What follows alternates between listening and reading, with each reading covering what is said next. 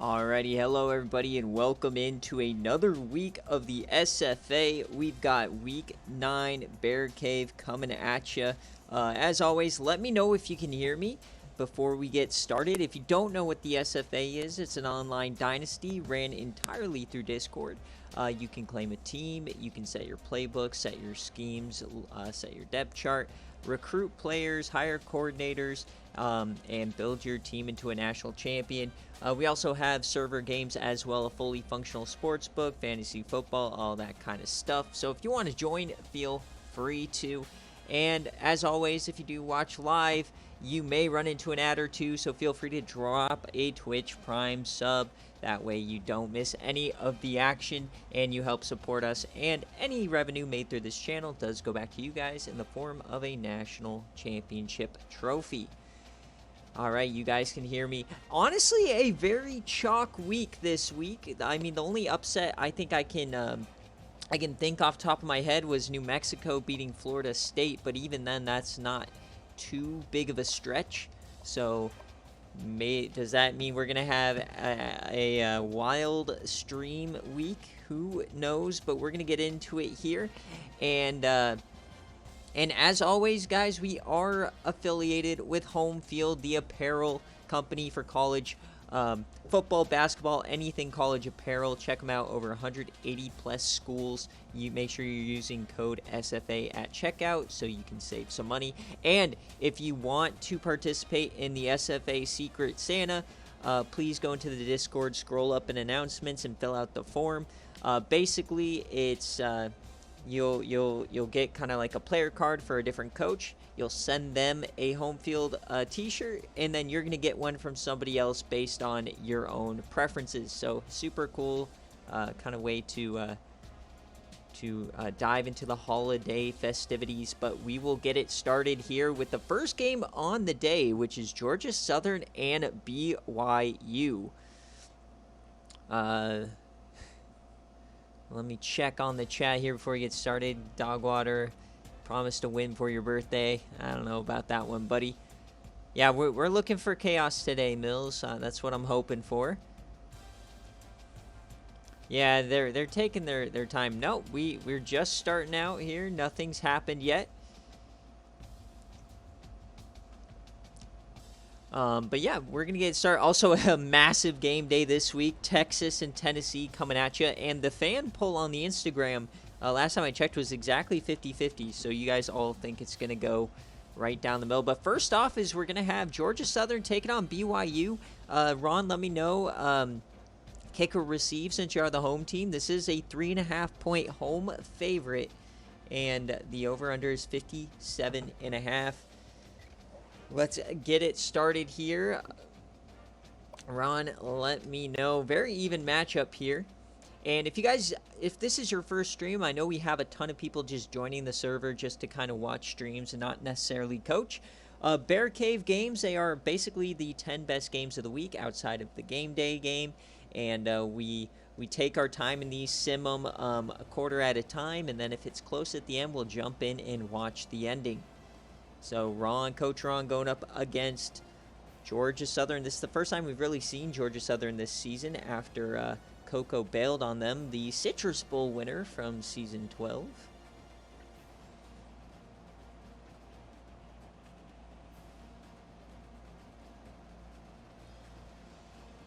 Yes, we all want chaos except for our bets. That's correct. I can appreciate that. I only have one bet going. It's a 2-part parlay, so we'll see if it hits.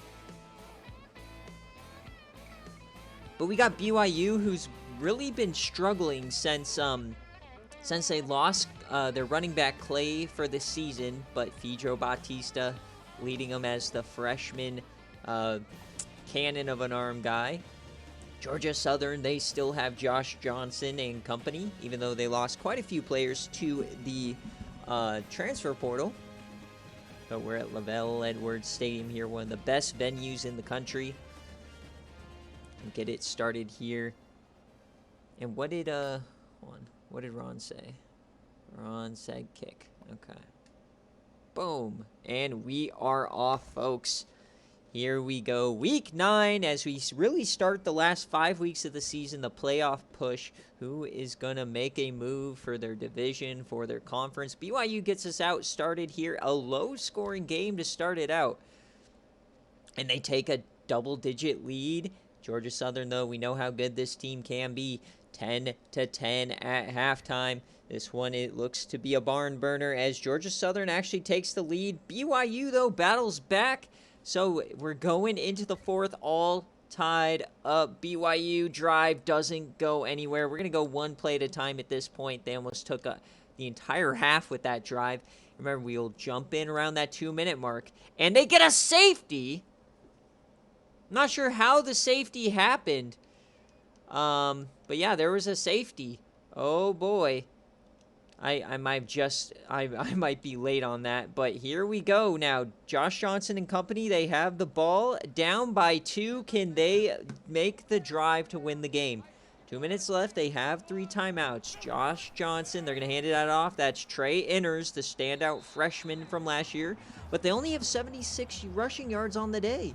BYU standing him up today. Yeah, Inners only 71, averaging under 3.5 a carry. That's not going to get it done.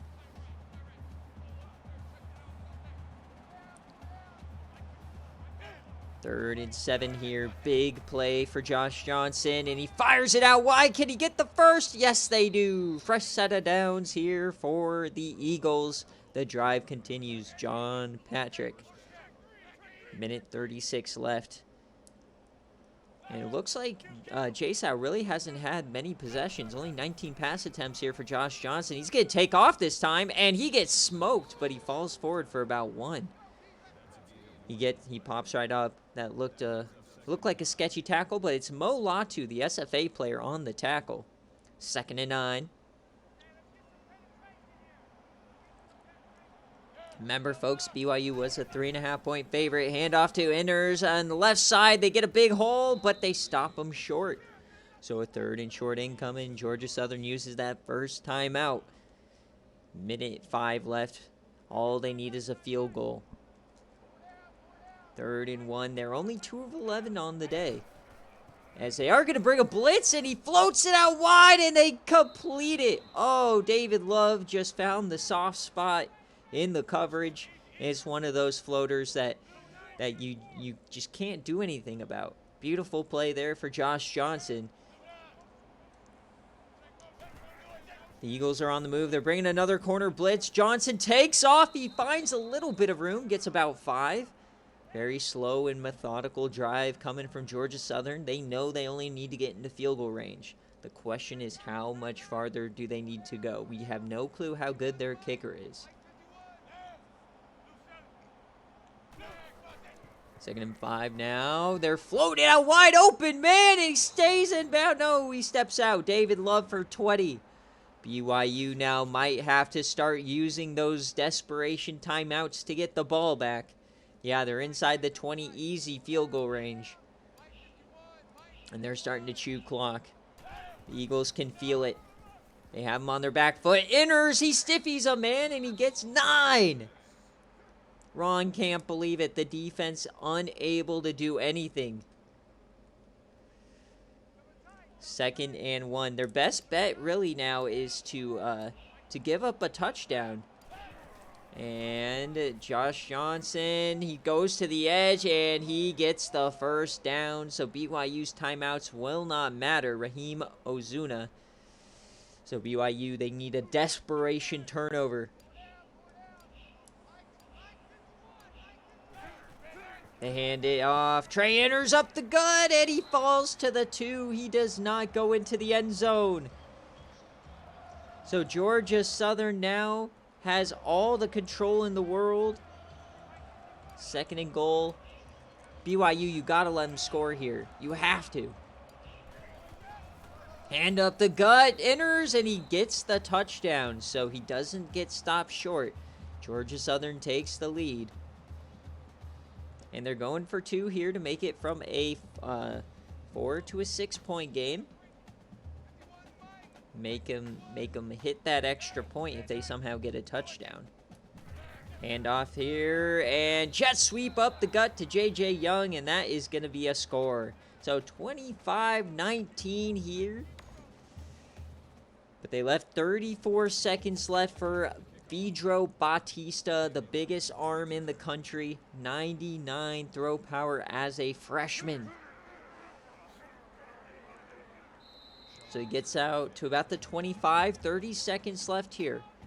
No timeouts. What can BYU put together? Seemed like they had this game in the bag at one point.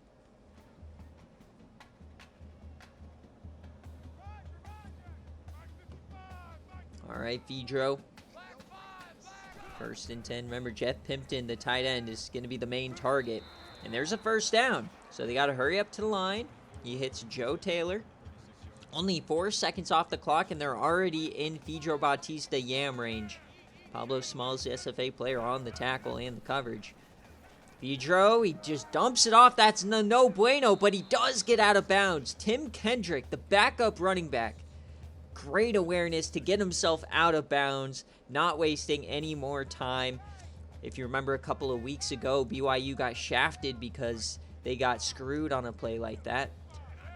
So this time they fixed it up, but a delayed handoff. What are we doing, Coach Ron? 13 seconds left. This could be the game. They got to hurry it up now. They're going to spike it and save for a Hail Mary. I guess they just wanted a little bit more room for a Batista yam. 7 seconds left here. Can BYU pull off the unthinkable? 5-2 on the year. They coming out completely empty. Vidro, he has some time. He's just going to dump that off, and that's going to be short of the line to gain, and a turnover on downs. Georgia Southern is going to win this game, 25-19. They go on the road into BYU country, and they come out a winner. A big win in the non-conference here for Georgia Southern. And there is the game, folks. 25-19, Georgia Southern. And that is going to be an under hit and a Georgia Southern outright victory.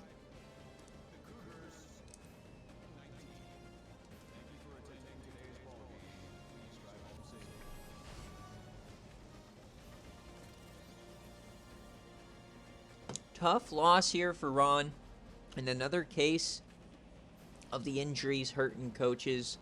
He lost Clay. His offense just hasn't been nearly as explosive, but gotta love Vidro Batista. He's definitely my favorite quarterback in this class.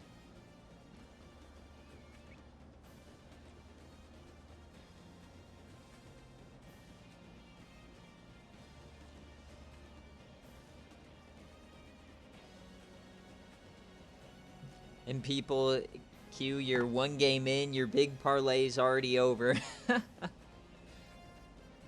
Sorry, D-Sleep. Better luck next week. I know last week a lot of people were very close on some very big parlays. All right, so how did this one turn out? BYU took that early 10-point lead, but then they battled back. Tie ball game. Jay Young, Brewster, the SFA player, as safety, but Trey Inners was the difference. Let's check out the stats here. Vidro Batista, 2 touchdowns, 2 interceptions, 55% completion percentage. And they just couldn't really get the ball going on the ground. Receiving wise, wow, Jeff Pimpton, only 2 receptions.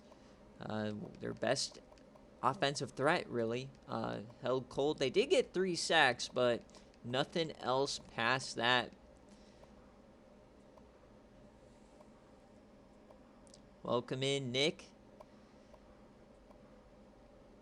Big game later on. And Josh Johnson had himself a great day, the redshirt senior. Former San Diego State Aztec for those old heads out there.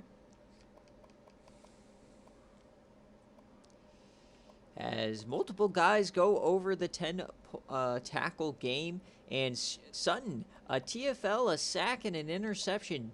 The trifecta.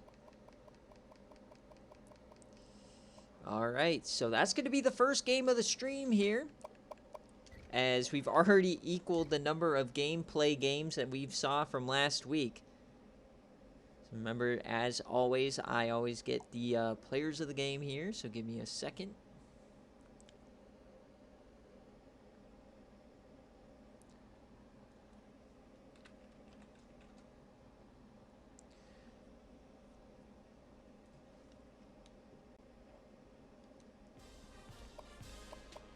All right, next up, though, we're really staying in the West. We are going now to the Mountain West, where we are going to see UNLV at Fresno State.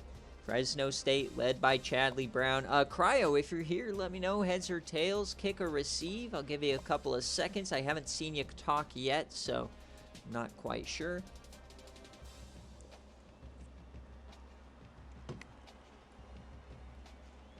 All right, I don't see him, so we're just gonna go.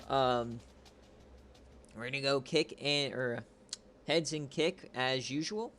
But UNLV, really good team, better than their record says. But Fresno State, led by the freshman SFA quarterback Chadley Brown, are we gonna see more fireworks from him this season? And if you are a Patreon member, you know I am quite high on the Fresno State Bulldogs, and I still think they have a path to the playoff.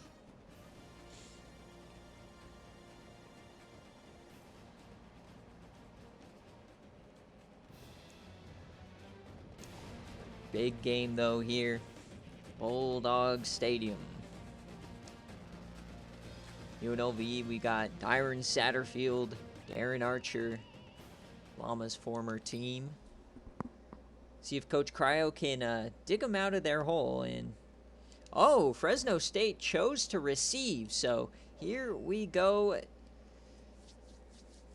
First quarter, and UNLV gets on the board first. Really good at these high-scoring games, and they have a 14-point lead here in the first quarter. If you're betting on this game, you might be uncomfortable right now, as it is a 5-point. It's 5-point favorite for Fresno State and a 64.5 over/under. As we at halftime are already at 34. So Fresno State battling back. Can they take the lead? No. Back-to-back big-time drives there for UNLV. And another pass intercepted by Chadley Brown. We go into the fourth quarter, and they're down 20. Fresno State getting annihilated at home. Oh, UNLV. Hello, Coach Cryo, getting it done. All the underdogs on the road today, getting it done so far. First Georgia Southern, and now UNLV kills them. A 5-point underdog, and they get a massive win. Darren Archer started it out, and then you got Perry, and then it just snowballed from there. Jermaine Gresham even getting involved. Holy smokes, Fresno State just got absolutely plastered at home. Dyron Satterfield, one heck of a game. 4 touchdowns, almost 350 pass yards. Darren Archer doing his thing. Didn't quite get to the 100-yard mark, though. But he had 83 on the ground and 4 different receivers catching a touchdown today. On the defensive side, they got an interception. They got 2 sacks. Those are the extracurriculars you'd like to see. And on the other side, what happened with Fresno State? Chadley Brown just not having the same kind of game we've been used to. Only 1 touchdown and 1 interception. And the running game never got going. Couldn't average more than 3.5 a carry between their 2 main rushers. And that is going to be the game, and likely any sort of playoff hopes for the Mountain West have just been squashed. Yeah, they only got 1 sack, nothing else to doing on defense, and they lost by 1 million.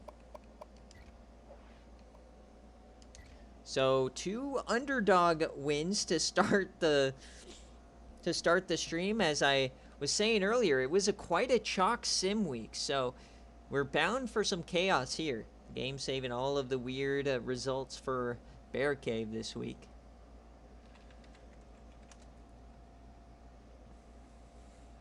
As next up, speaking of weird, this is the first time in the NCAA era that we've had Bedlam, not a sim game at the end of the year. Here we go. First time we get the opportunity to even watch these 2 teams on the field. So I see Jay Jetta's here, so I'm going to go with him. Heads or tail, or not heads or tails, just kick or receive for Oklahoma, and we'll get right on into this one. If you are, we're betting on this one. It's a 17.5 point favorite for Oklahoma Sooners, and the over-under is 65.5. Oklahoma State, can they do the unthinkable? Led by the #1 quarterback recruit from last season, Stequavius Gates, going up against Terrell Remmers and this high-powered Oklahoma offense. Bedlam, baby. This is the first time we've ever been able to watch this game play out.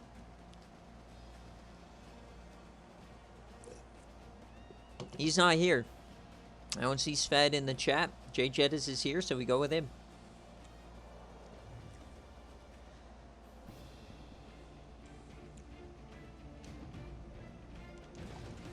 So Oklahoma is coming off of a bye. I believe they might have dropped in the rankings a tiny bit. So we'll have to see how they handle this really tough SEC landscape. They got to get through Bedlam, though, as Jay Jettas wants to receive. All right, here we go. IRL, this game just happened and Oklahoma lost. And quick lead, though, for Oklahoma, 14-7 after one. And they add another touchdown, and they miss an extra point. So, oh, here comes Oklahoma State, though, keeping it close. They're within range, only down 13 points here. And Oklahoma State, they take the lead in the third quarter. Oklahoma, they retake it, but Oklahoma State takes it right back. We've got a game, folks, and if you thought 65.5 was high, the over has already hit at the end of the third quarter. Oh, my goodness. Jay Jettas, get those fire Jay Jettas. Started as Stequavius Gates, going absolutely ballistic, but fourth down, and they go for it, and they get it. They're still going. Stequavius Gates, and they're going to kick a field goal here, and it's no good. Oh, man, so Oklahoma gets another chance. 4th and 1, and they are going to punt it. Oh, the humanity. So Gates right back out, and they're on a long drive here. Can Gates beat Oklahoma? Here we go, folks. The freshman 5-star quarterback, the #1 quarterback in the season 12 class. Can they take down number 8 Oklahoma on the road? Handoff, and they go down. 3rd and 2. Jay Jettas can't believe it. But you got to think watching the game play favors Oklahoma.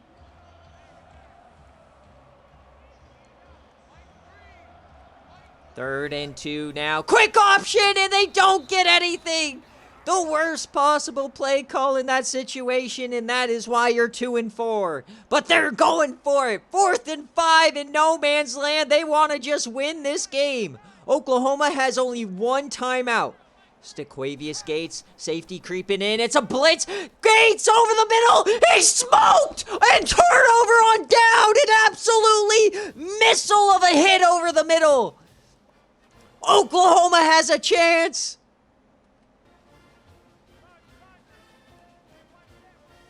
Here comes Oklahoma. They have their chance now. A dump off. That's Gus McFeeters, the 5-star. Yes, room. Gus McFeeters down the sideline. He gets some blocks. There he goes. Touchdown, Gus McFeeters. One play, 58 yards. Oh, my. This is Bedlam, baby.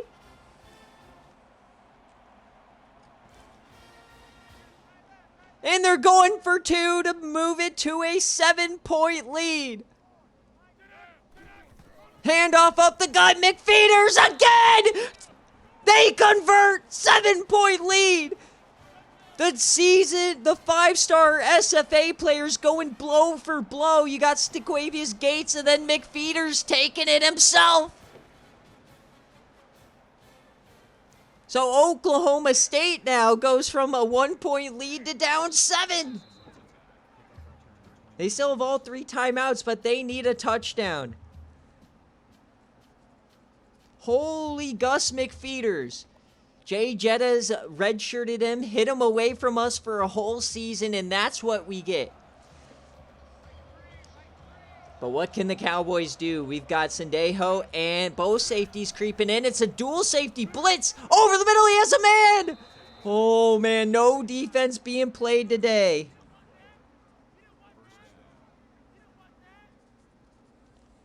They hurry it up, split back still. Safety once again coming down. They didn't learn from the last play. They get to him, but he dumps it off. Darren Pitts for 4. The clock is running, though. An absolute instant classic. They keep blitzing, and Gates, all he can do is dump it off. If you rush these young quarterbacks, they tend to not make the best decisions. So 3rd and 4 now. JoJo Gates up to 10 tackles. They're hovering around midfield. They come out empty here for Gates. Only a 4-man rush this time. They almost get to him, and what a throw! Tyreek Asher, the SFA player, brings it in. Catching traffic, goes crazy, and he's up to 161. They're hurrying it up now. 55 seconds left. They move the play. Gates. He's floated out wide, and it's intercepted! Oklahoma takes over, and they're likely going to get out of here with a win. Andrew Sendejo, the transfer from Miami, making the biggest play of the season.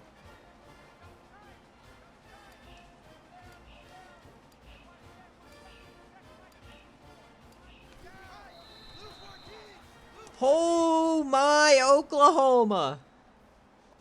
An incredible game.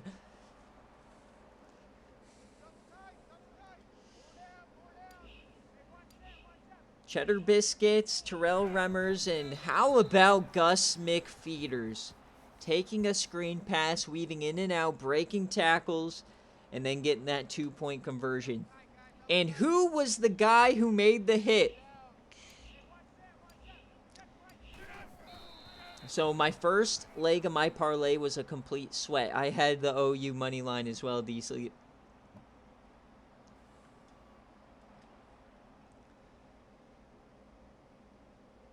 So they are going to have to punt it here. So Oklahoma technically has a chance. Oklahoma State. Will we see the second punt return in SFA history live? That is the question. Oh, they almost jumped. That would have ended the game.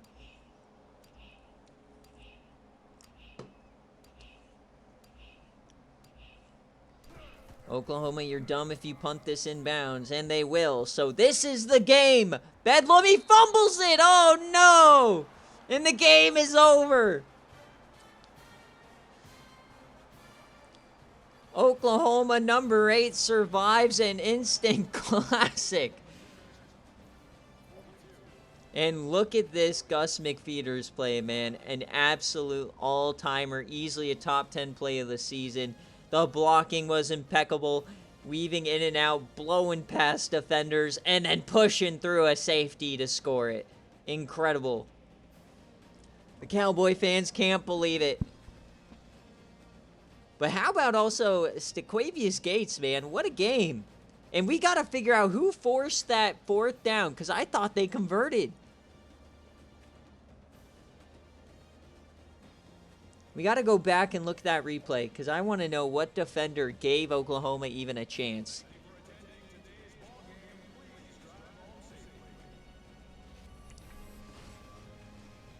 As I just threw this on at BearCave because, I thought it was, the first time we've ever gotten to watch Bedlam. Didn't think much of it. And that was Streveler, the other SEC transfer, the transfer from Florida. So the 2 biggest plays of the game, that 4th down and then the interception on defense, both came from a Florida transfer and a Miami transfer. So Jay Jetta's using the transfer portal to a T. And they came up massive. And, of course, 5-star running backs, you never want to let those guys go.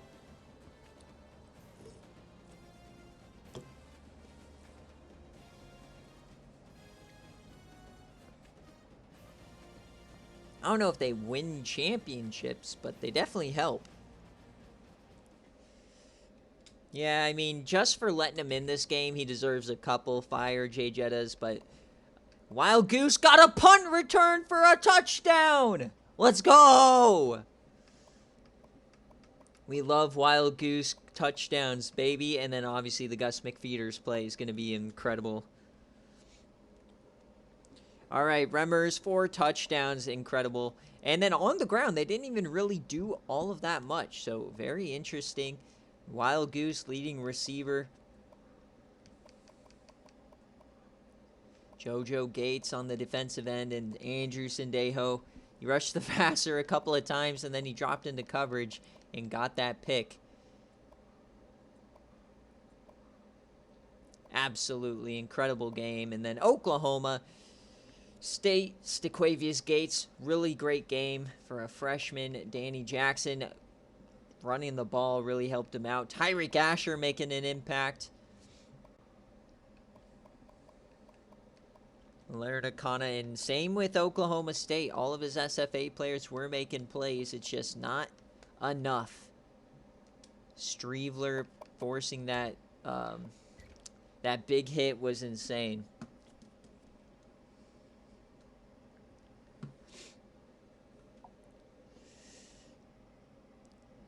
Remember, Jay Jettis, the coaches poll does not matter. I can tell you right now, nobody in the playoff committee cares about what the coaches poll looks like the week before. All right. So as we keep trucking along here, this has already been a fantastic BearCave. So we've got Utah taking on Stanford. So Moon, if you're here, let me know, heads or tails, kick or receive.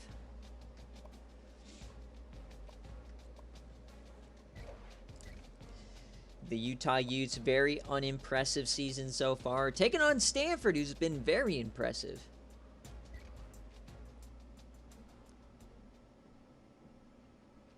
No, committee starts week 13. Tails and kick for Moon.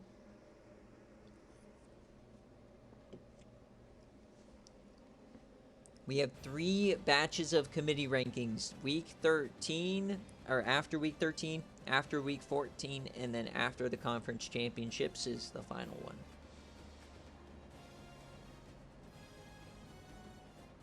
So Stanford and Utah, and even though Utah stumbled against Oregon State last week, they still can win this division if they beat Stanford here today. And Stanford is a 6.5-point favorite at home, and the over-under for this game is 54.5.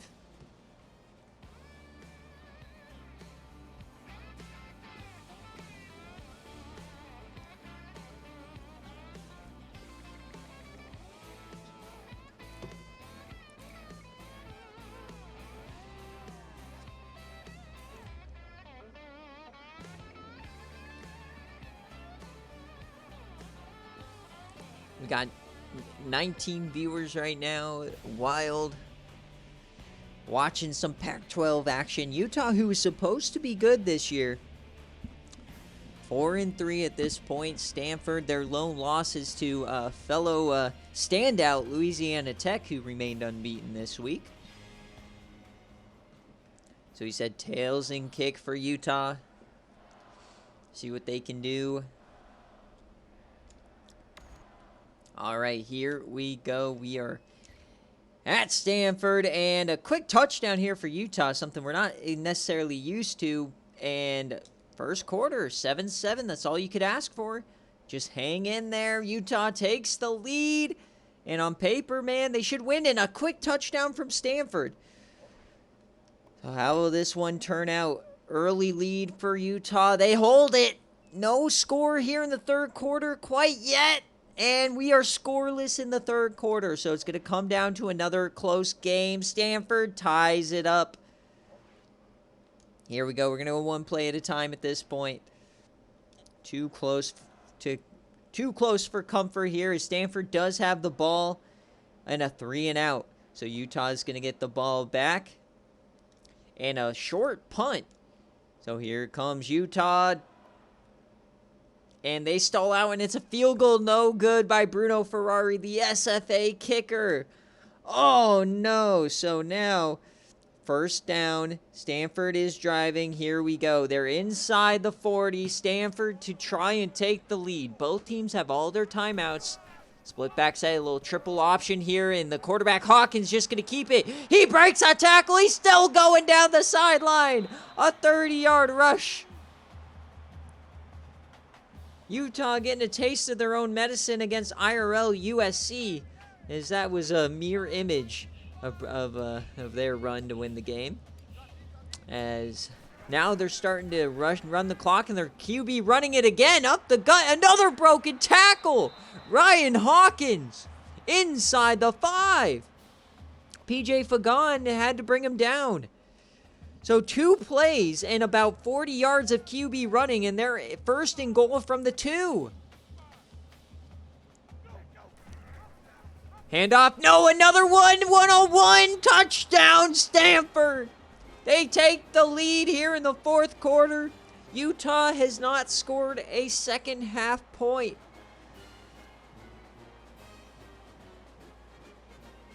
So that second half of that drive was all quarterback run, and if you can't stop Hawkins from running the ball, you're not going to beat Stanford. He runs with a purpose, even though he's not entirely speedy. So Utah coming on out. They need a touchdown to keep this game in hand. A very poor kick from Stanford as you run over one, Jeremy White. So Brandon Mitchell, what can you do? We saw this team plenty throughout the seasons, most notably in that Pac-12 championship last season where they came back from 2 scores down and won in triple OT. Do they have another miracle in them? 1:41, only a timeout left. Man in motion. And I don't see Tokumaha Pakarori out there, so he must have left this game early again. I think that's a few weeks in a row now or something. Or it's happened more than once, is Doug Copeland. Yeah, I mean, for whatever reason, Tokumaha is not in there. So 2nd and 9. And Brandon Mitchell, he's running. He breaks 1, he breaks 2, and he gets about 6. 3rd and 5, clock is running. Mitchell, bring a blitz, and oh, he gets smoked by the end. 4th down incoming. Obviously, you cannot punt it here. And remember, Desmond Stryker, the SFA player #1 recruit from last season, is the middle linebacker for Stanford. 4th and 9 here. He's coming on a blitz, and they pick him up and throw it out wide, and they call it a turnover. No catch for Utah. They couldn't get the toe in. So a disastrous ending, or really a disastrous second half for Utah. And it's kind of how the season's gone. They just too many missed opportunities. As Stanford is going to escape here with a win. And a cover.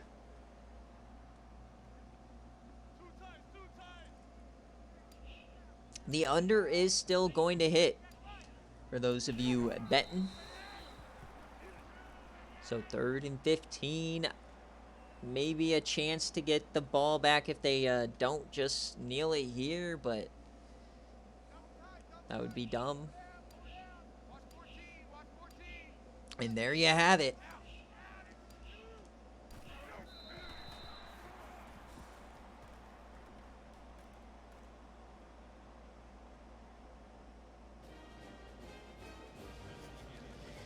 Storm, welcome in. So recruiting, there is a recruiting guide posted in the recruiting general channel if you scroll up a bit. And then there's a video in the training camp that goes in depth to how it works. Oh, no, you're good. It's a very deep league. There is a bit of a learning curve. So once you kind of learn it, it does take some time. Luckily, when you're just joining, your first season is really just protected. You can't get fired. It's all about learning the ropes and kind of getting a feel of how things work. And then your second season is where you really try to hit the ground running. Luckily, you have freshman quarterback Chadley Brown to build around, so Fresno State should be in a good spot. But recruiting for this week is over. You'll have to start submitting for next week. But yeah, following the guide and then watching the videos and then also DMing me any and all questions is really the best way to figure it out. I get each week, like if you feel like you're spamming me questions, it's okay. I normally get 10 to 15 questions every week. So keep them coming in my DMs or adding me. It's all good.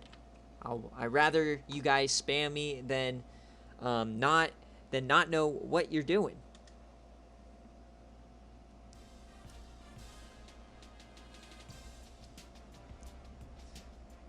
No, Fresno State does not suck.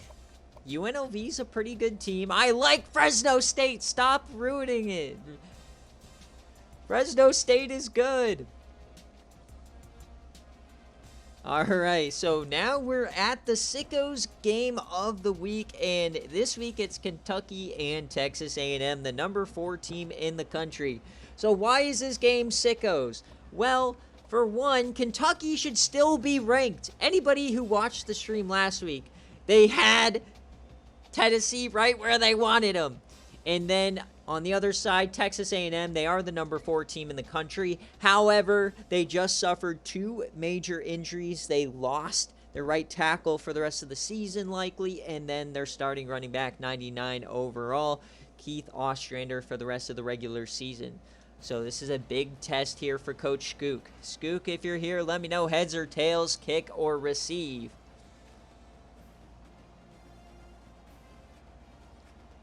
So this is a massive game for Skook. They got to figure out a way to keep the ball rolling in a tough SEC schedule despite the injuries. It's all going to lean on Rex Beavers. And if you are placing bets on this game, it's a 4-point spread for the Aggies, and the over-under is 59.5. Yeah, I feel that Trugsta. When I saw that, man, I was like, bro, I was loving what AJ Samuel was doing. But I don't understand how CJ Irons isn't in, like, the playoff. Like, the Irons brothers are getting no respect in the Heisman. EJ Irons should be in there. CJ Irons should be in there. I need an EJ Irons versus CJ Irons bowl game. That's what I need. If they both don't make the playoff, then I might have to make that a reality. Yeah. So we're at Kyle Field here. You got to win your conference. It's not about playing in it, Florida man. We don't give participation trophies. So welcome to Kyle Field, and Kentucky, man, this is a sneaky good team. So watch out for them when they're not getting unlucky simmed against Tennessee. They're pretty competitive, so definitely upset alert on this game this week. But we are here, and 3 points for Kentucky. A&M does get a touchdown.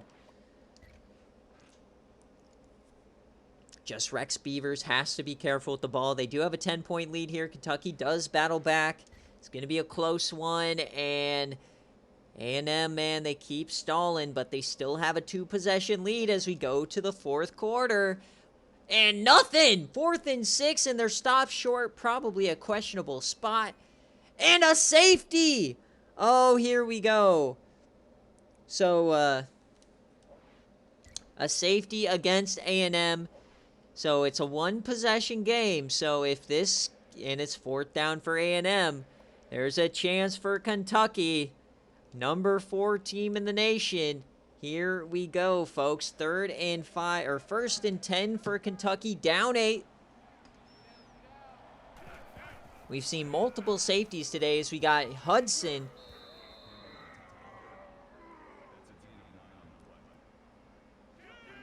Sean Houston. 2nd and 1 now.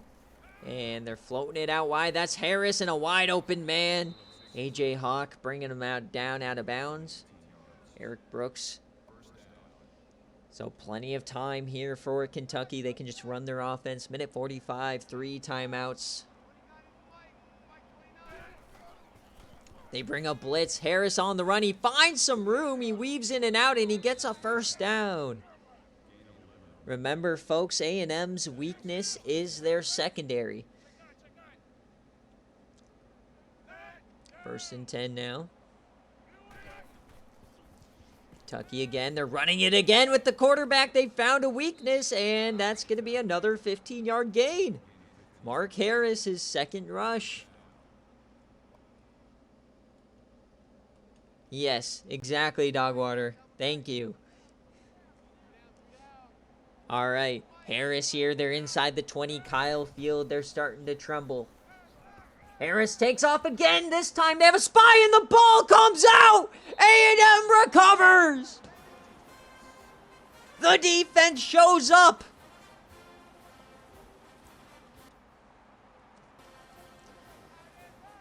And A&M looks like they're going to survive. So here is the new running back now that Keith Ostrander is out. Burley. So Kentucky fumble, man. They had their opportunity.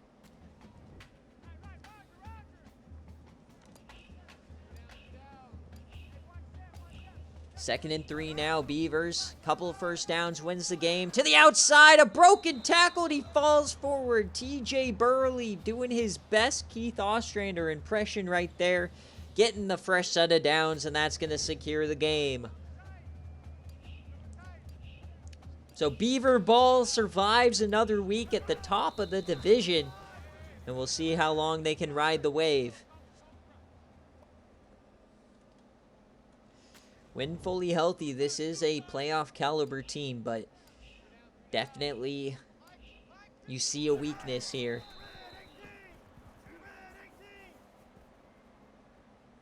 And they have one of the hardest schedules down the stretch as well. They have teams like Ohio State and Arizona coming up down the stretch.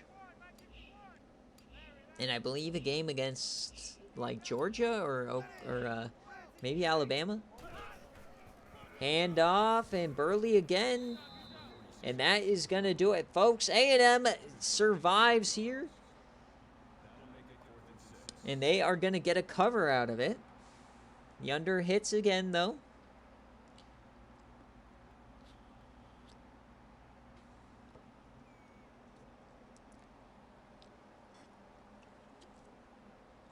I mean, I feel like A&M was slightly overranked last week anyways.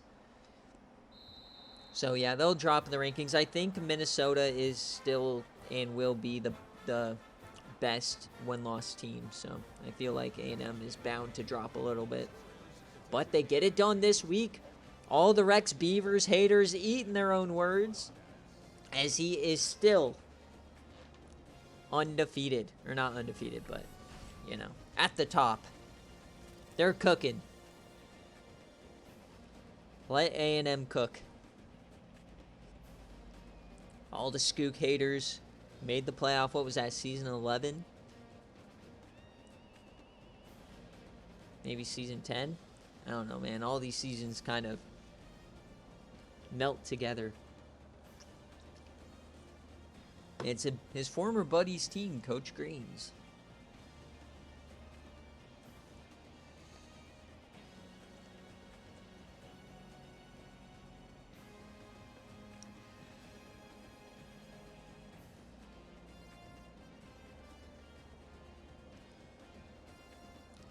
Oh, and Nick, whenever you are able to, make sure you claim the channel points thing for the game day. Because you're supposed to go back down to 0. I'll do it on the next prediction if you win it, obviously. Alright. Percy Knox got himself a touchdown. That's what you like to see. And the player stats. Rex Beavers, not the best day, but they got it done on the ground a little bit. You can definitely see how much they missed those 2 starters, but they still get it done on the back of the defense. Jackie Knight, the SFA player, no sacks, but a ton of tackles. big time games here. And who got the fumble? Forrest fumble and the recovery. Well, Williams got the recovery, but Chad Johnson got the forced fumble.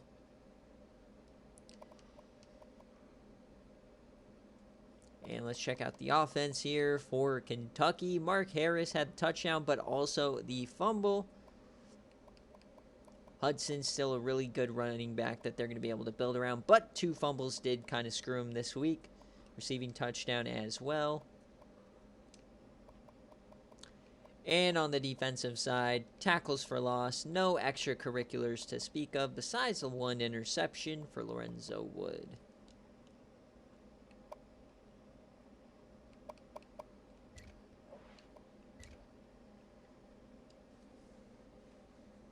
All right, so now we got the Patreon game of the week, and it's going to be a banger. We got Western Kentucky against Wake Forest. Wake Forest currently on, what is it, a 22-game losing streak, 21-game losing streak.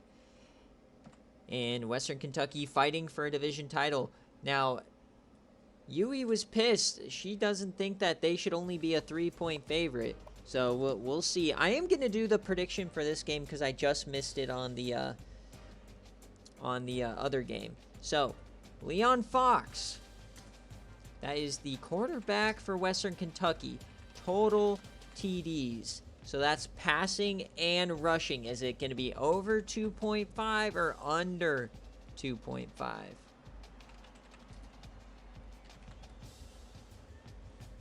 Get those predictions ready. It's only going to be a 1-minute prediction. Tails and kick for Yui. So Western Kentucky, are they going to be able to do it? They got to keep pace with Charlotte in the division, who beat App State. They do have a quote-unquote worse team than Wake Forest, so we'll see. Or is Wake Forest going to be able to erase the streak? Yui knows a lot about streaks. She broke UCLA's home losing streak, so we'll see if Yui can break another streak.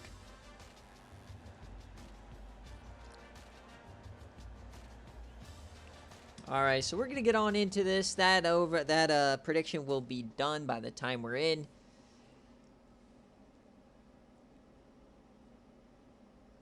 Tails and kick for Western Kentucky. They've had a incredible stream of luck on the back of Leon Fox, Jackson Viss, the SFA player.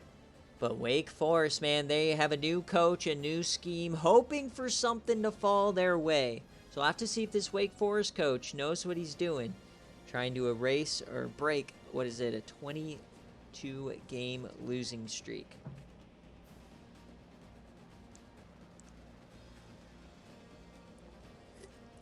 Remember, folks, to check out our Instagram, as every week I post all of the relevant stuff going on in the SFA. Like this, 21 home game losing streak, and Wake Forest is 7 of their last 49. That is horrible. Horrible, horrible, horrible. So Wake Forest, I don't know why you're celebrating.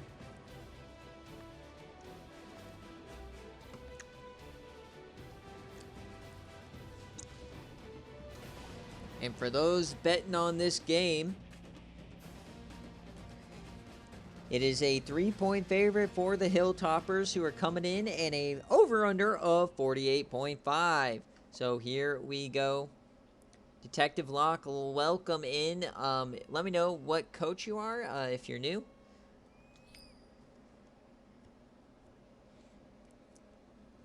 I always go with the away team when I'm controlling, so you don't actually get to control the coin toss. Is the home team.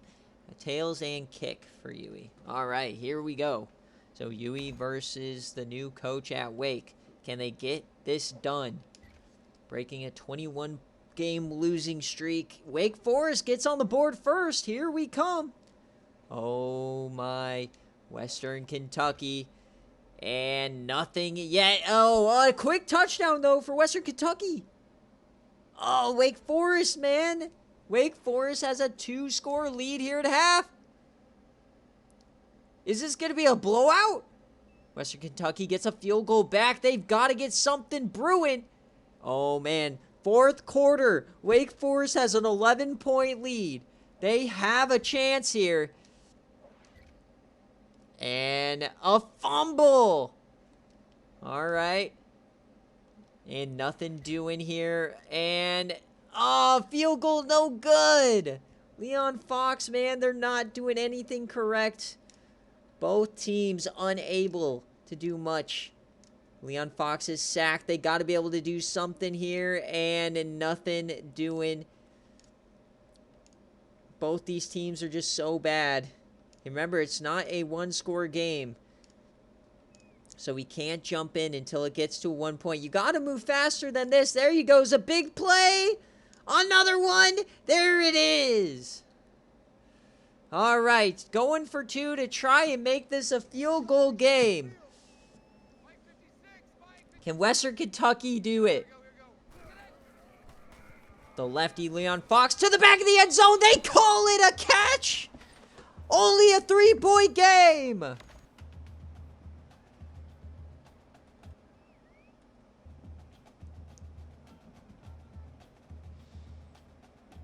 The onside kick now. Can they survive? No. But remember, Western Kentucky does have all 3 timeouts. You don't go 0 for 21 by playing well. So this could be a long 45 seconds for Wake Forest fans. Up by 3. 1 first down wins the game. Outside run. Can they get there? No. Only 4-yard gain for Townsend. UE coaching him up there.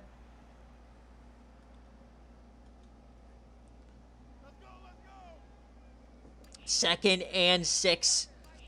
A first down wins it for Wake. They hand it off. He keeps it. Nobody there. And no, he goes down. Oh, Russ Stiegel, the ghost of Leroy Wilson, tackled him there, keeping Western Kentucky's hopes alive. 3rd and 1. They have to get a stop. It could be a handoff to Guy, and that's a first down! The Demon Deacons are going to erase a streak dating back to season 11. The first game of the new coach's career, and they erase the streak. He comes in during the bye week, completely changes everything, and they get their first win of the season. What a game for the Wake Forest Demon Deacons. And that will do it.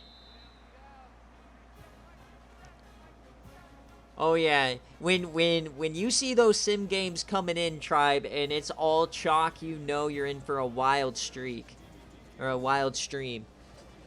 Ross Stiegel getting it done. And I don't think the over is going to hit for our thing. And now this starts making me nervous for my game. My sim game against Marshall, man. Chaos, chaos, chaos.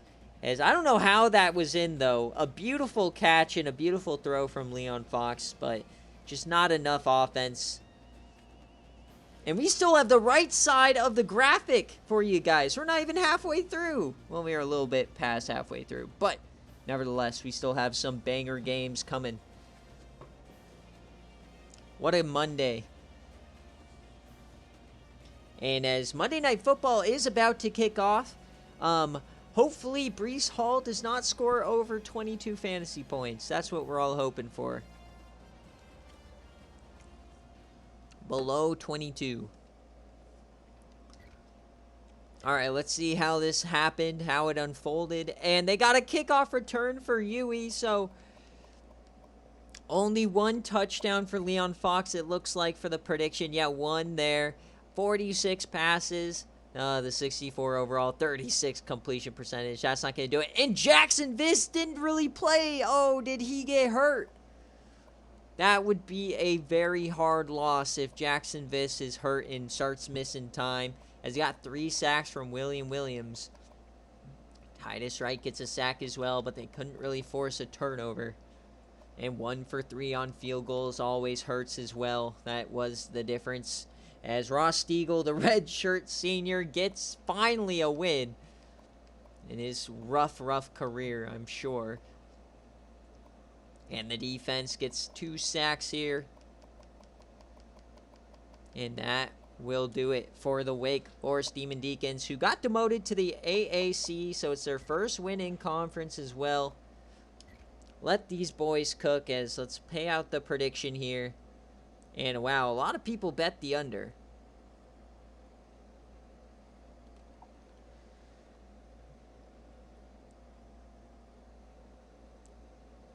So it's always rough, one, to lose on stream. It's always rougher to not know if you have an injury now.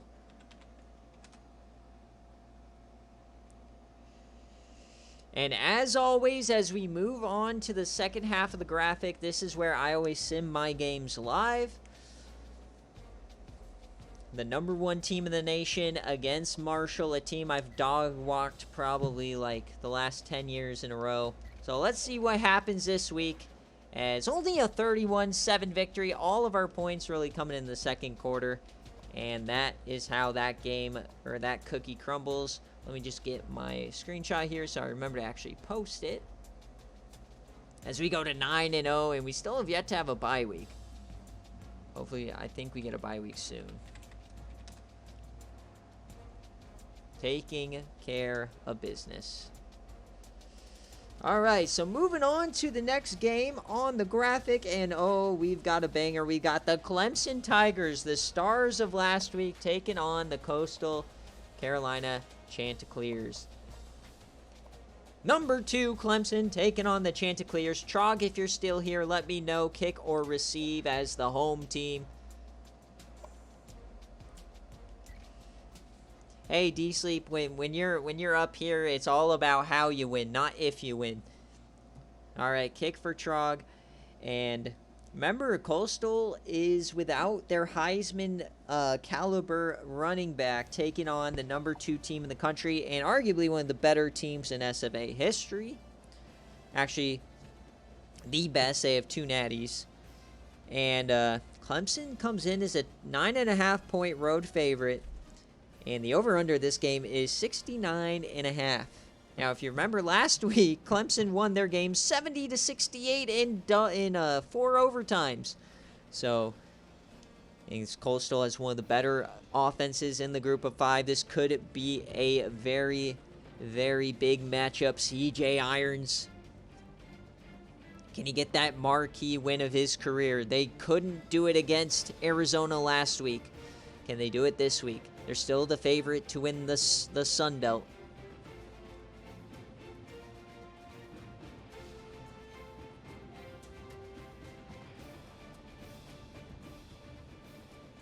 Can they get a massive upset here on the teal turf?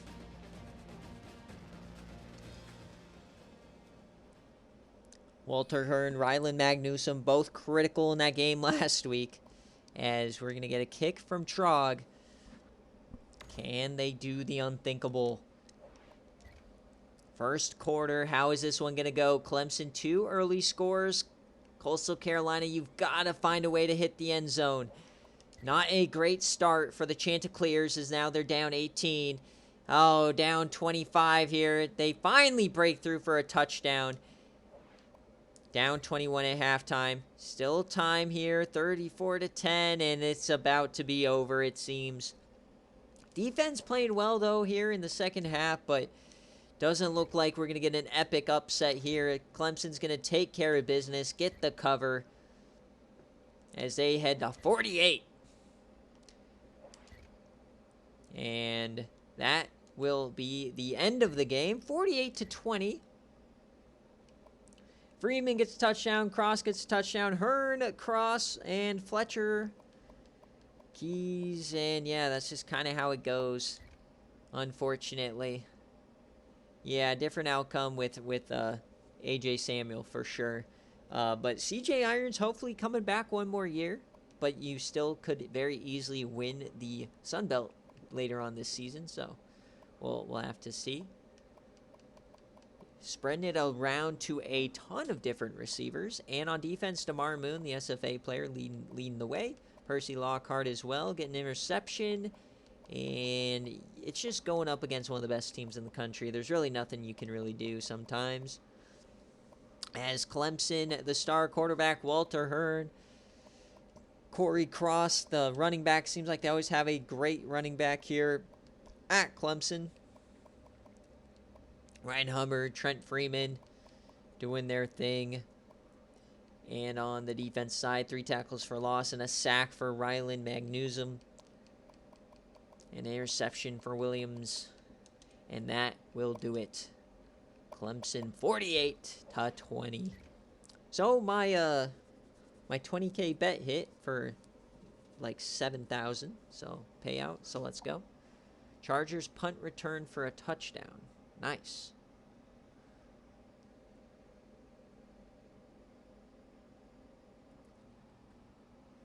Let's hope it's all Chargers.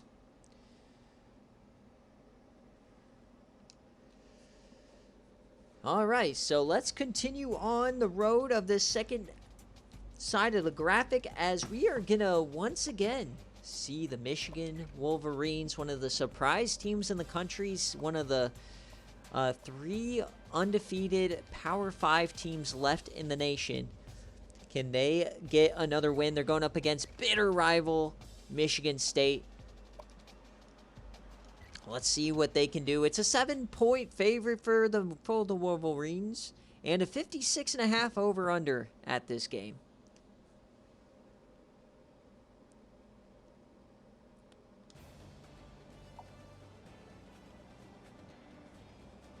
Yeah, I always try to schedule stuff not around NFL, but unfortunately on Mondays, gotta work, so we simulcast with Monday Night Football. I hope you enjoy my commentary more than Joe Buck. Ugh, Joe Buck might be the worst commentator in the history of anything. Aikman's okay, but man, Joe Buck, no bueno. He's fine for baseball.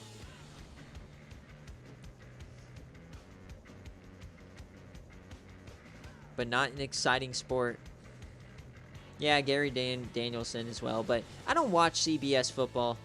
No, I don't watch the SEC.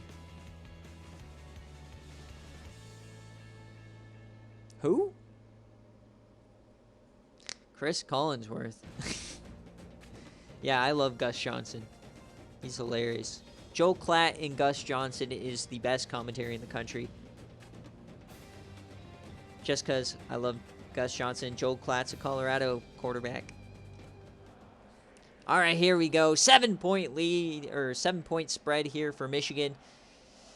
And Michigan State, kind of the fall for grace when McNasty left the program. They've kind of fell down a hill. So let's see if they can battle back, maybe get a statement win here against their bitter rival. But Michigan takes a 10-point lead here early on.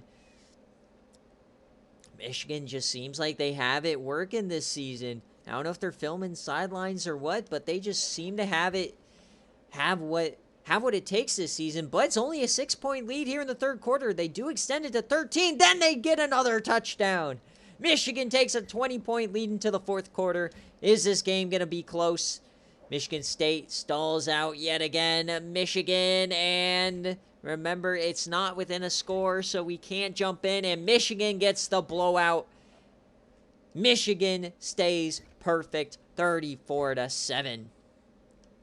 Draws getting a touchdown, and then 2 by Phillips in the third quarter, and that is the difference. A big-time win on the road. Jason Gibbons having himself a season. 300 yards, 2 touchdowns, and then Mike Park and Draws going to toe-to-toe. Nate Hill getting himself involved. Jason Phillips with the freshman getting 2 touchdowns. 18 pancakes, and then Cheeto gets 9 tackles. Remember, this team loves to recruit SFA talent. It's one of the reasons why they've finally been able to put it together. And now let's see the ghost of Michigan State, how they're holding up. Jeremy Davis, their quarterback, only 1 interception. Running the ball, Josh Whitehead. Calvin Johnson is still here, the senior, doing his thing, but he was forgotten. And on the other side, tackles for loss. not much doing when you're without Binks McBurnfinger.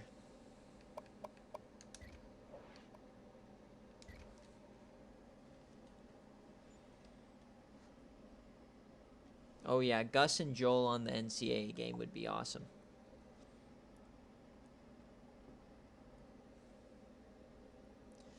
Because I feel like with Gus Johnson, like, you could get so many variations and crazy, like, little, like, hundreds and hundreds of his just crazy phrases or whatever that would keep the game not stale for a very long time.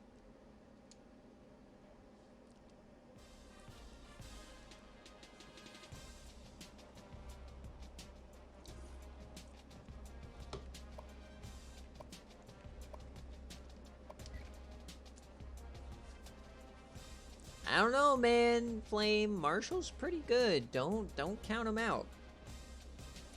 All right, next up though is we've got some Pac-12 After Dark action as Arizona State takes on Arizona. You guys have ranked Arizona State as the top 2-loss team in the country, as they do have the best win in the country over Minnesota. So Dogwater, let me know, kick or receive. He chooses kick. So we'll see if the Sun Devils can continue their owning of Arizona. Or if Arizona, with their playbook change, if they can figure it out here.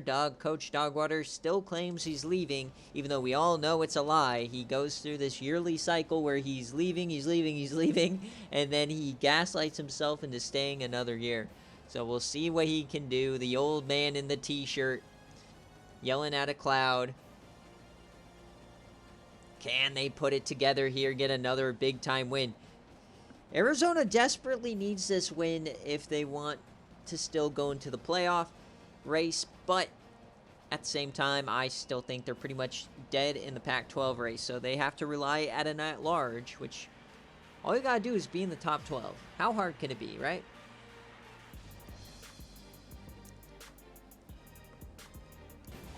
So, Sparty had a few down weeks, but they are back. Not Sparty.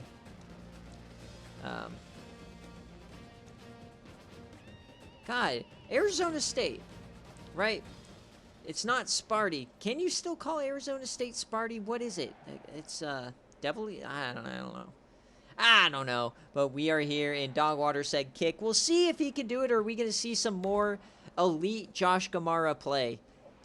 Something crazy always happens when we're in Tucson, but a quick touchdown for Arizona, and they take a 10-point lead. Arizona State, though, battles back a little bit, 10-7 here in the first quarter, and we're immediately going to the second. A quick touchdown for Arizona State, and another field goal there, 17 unanswered, but Arizona State responds right before halftime with a run by Heron. 17-17 as we enter the third quarter here, folks. Arizona can't do anything. Stall out a couple of times. What is happening? And no, neither team is able to convert in the red zone like 5 times in that quarter. As we head to the fourth quarter, it's still tied. Finally, Arizona punches it in. A touchdown by Bowers. And then they stall out Arizona State, and we're going play-by-play. Josh Gamara, fourth down. They can't get it. Arizona State, can they score a touchdown? No. Fourth down, sacked. So they have to punt it back. Remember, we don't jump in till the 2-minute mark. 3rd and 9. 4th and 6. Here we go. They are punting the ball. So Arizona State's going to have a chance to tie up the game. We've got another banger for you guys, folks, as we're going to watch the clock run out here.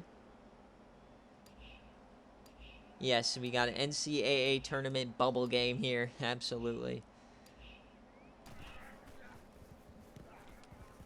So the kickoff, we are going to see a return here, and he just goes head first. That's Ricky So. So can Arizona State, what can they do? We've seen this team be incredibly up and incredibly down all year long. Which team is going to show up here late? One of the better offenses in the country, led by George Fountain, the Georgia Tech transfer. Watch out for Taco Fall there in the slot, the 7-footer. You just throw it out to him. He has the catch. He runs over a couple of guys. He runs over Ike Wishbone, who's number 2. I want to see Taylor McQueen versus Taco Fall over the middle. That'd be insane. Ben Fountain. You remember he has some speed. He breaks a tackle and they bring him down. Sacked by Taylor McQueen. Who else? He tried to rip it out. Timeout out coming for Arizona State. 3rd and 10. He was a 1-star tight end back in the day. As over the middle, and oh, Fountain misses a wide open receiver. Doing his best Josh Gamara impression, as now it's decision time. Are they going to go for it or kick it? They are going to go for it here. 4th and 10. Yes, I know. Float him in. Split backs. This is the game. Over the middle, and another mess up. Did Gamara put on an Arizona State jersey today or what? 2 misfires and Arizona has the ball. 1 first down wins the game. This game pretty much over. Handoff to the outside. There's Bowers. He gets ran over. Arizona, this could be a colossal upset.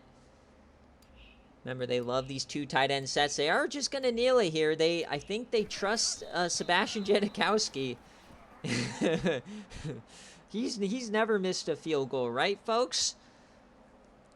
So if Arizona State does get a stop here, they'll have a chance.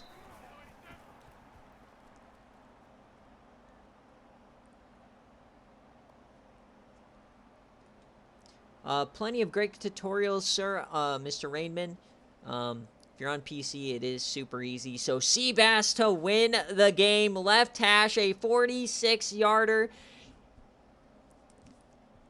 Of course, we know Seabass.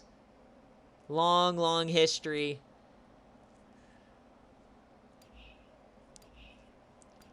From 46 yards, left hash, Seabass to win the game to beat Arizona State. The kick is up, and it's good! He actually hit it! Seabass made a critical field goal! Holy smokes! And we're past a 2-score game now, so we have to sim it, and that is the game, folks! Arizona is 2-0 now with the playbook change, as Mr. Fountain forgot how to throw the ball.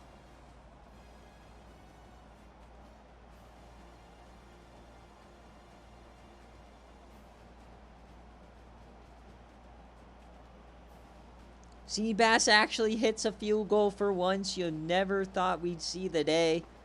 And Arizona State drops their 3rd game. And my God, Bowers, 177 yards and 3 touchdowns.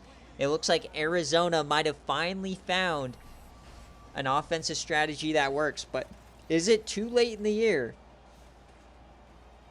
Oh yeah, and Arizona is now bowl eligible. After last season, they were 5-2 and finished 5-7. This year, they get over the 5-2 hump with a massive win over their biggest rival.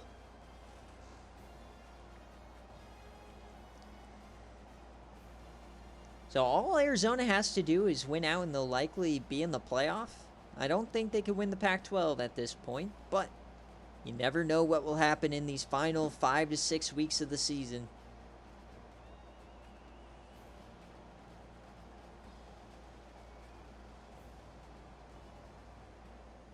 All right, let's check out this game, see how it happened. Arizona State. And a 51-yard run from Bowers, Heron, and Ricky So getting a touchdown. And yeah, all running today. Josh Gamara doing what he does best. And Bowers throwing a pick, the running back. Okay. Bowers averaging over 5 a carry, though. Wishbone doing his thing. You know, the stats aren't going to be great in this new offense, but it got the job done. 2 sacks from Roberts, a sack from Taylor McQueen. Defense looking pretty good. And Arizona's looking good. 2 big-time wins in a row as Seabass was 2 of 3. Ben Fountain, some critical misses late Will Herring. Taco Fall getting 4 catches. Rafa Hooker. And Curtis Lofting did get himself a pick. He couldn't quite return it for a touchdown. And, yeah, that's going to do it here. 1 for 2 on the field goal as well. Okay, Dogwater. A couple more wins, and we'll see if you keep talking like that. We all know it's all about the playoff.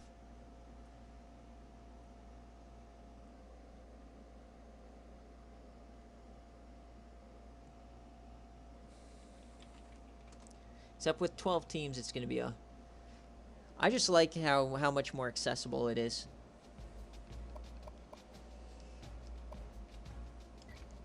So with that one, Arizona won outright as a 6-point underdog. So a lot of underdogs winning this week.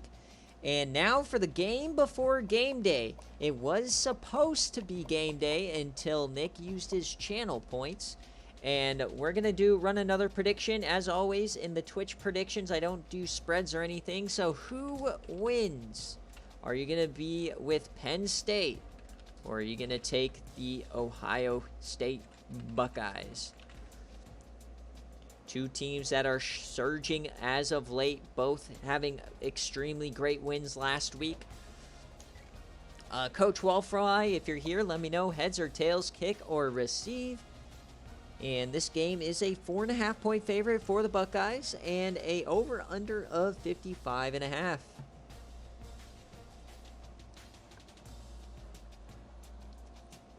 Dropping 10 Bobinas on Penn State. Nicely done.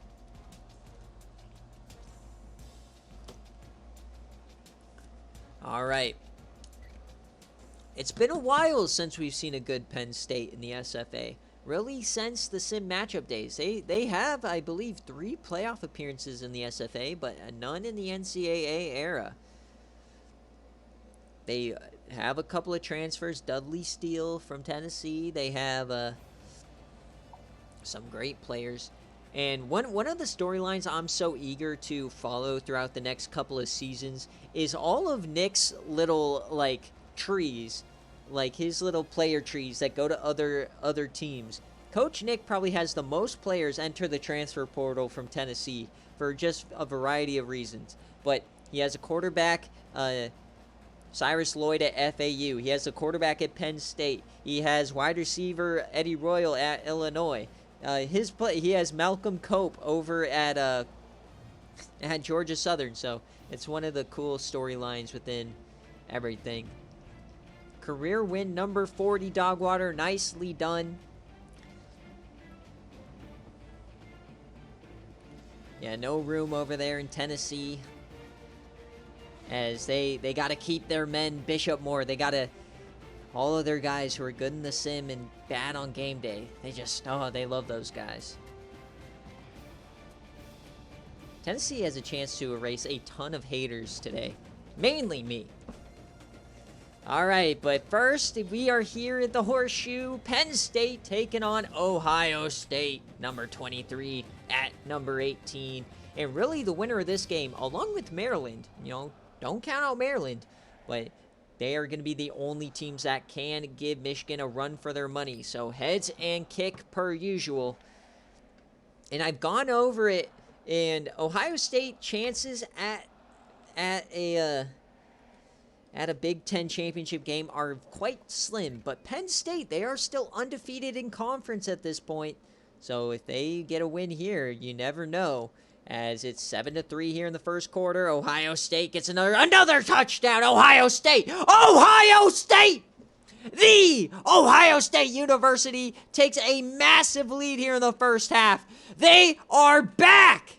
Ohio State had some issues with their offense over the first couple of games of the year, and holy smokes, they just can't stop scoring.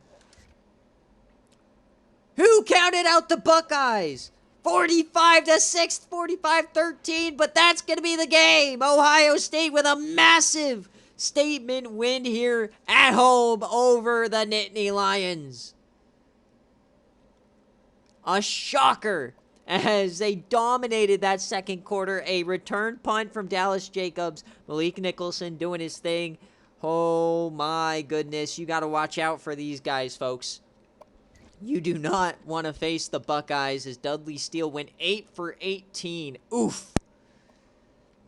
Rushing the ball was not much better for Kennard Short or Dudley Steele, the two transfers. And receiving was just not that great. And on defense, they didn't get anything past a couple of tackles for loss. That is just rough city. And let's see how the Ohio State University did. And they put up 45 with only 10 completed passes. Watch out when Lee Sanders is just playing game manager ball. Look at this. You've got Dallas Jacobs. You've got Malik Nicholson, Lee Sanders running it down your throats. Terrell Flowens, the SFA player. No touchdown today. And on defense, some big-time SFA players as well. All getting involved. Watch this season just come down to another date between Clemson and Ohio State. I'd be sick. It probably would have been a little bit closer. It would have been like any Ohio State game we see. Is that Penn State hangs in there for a half, but Ohio State just slowly kills you over and over with their consistency. It's kind of all of the Ohio State games we watch, except for that Buffalo game where their defense stopped them a few critical times in that second half, and that was really the difference. So before we get out of here on the BearCave stream, we just want to make sure there's one game left, which is game day, and yep. And let's take a look at Week 10. This will be the final week where you can't have duplicate game days. So Buffalo, Miami, Utah, Georgia, Southern, App State, Kansas, and Arizona. Georgia Tech, Georgia, Oklahoma, BYU. Some great user versus user games out here.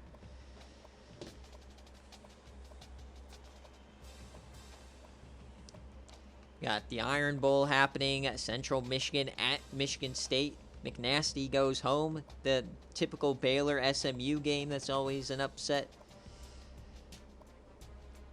Some great matchups here. Cal and Stanford could be a fun one. Turnpike, I didn't even know this was a rivalry, but I guess. TCU, Kansas State.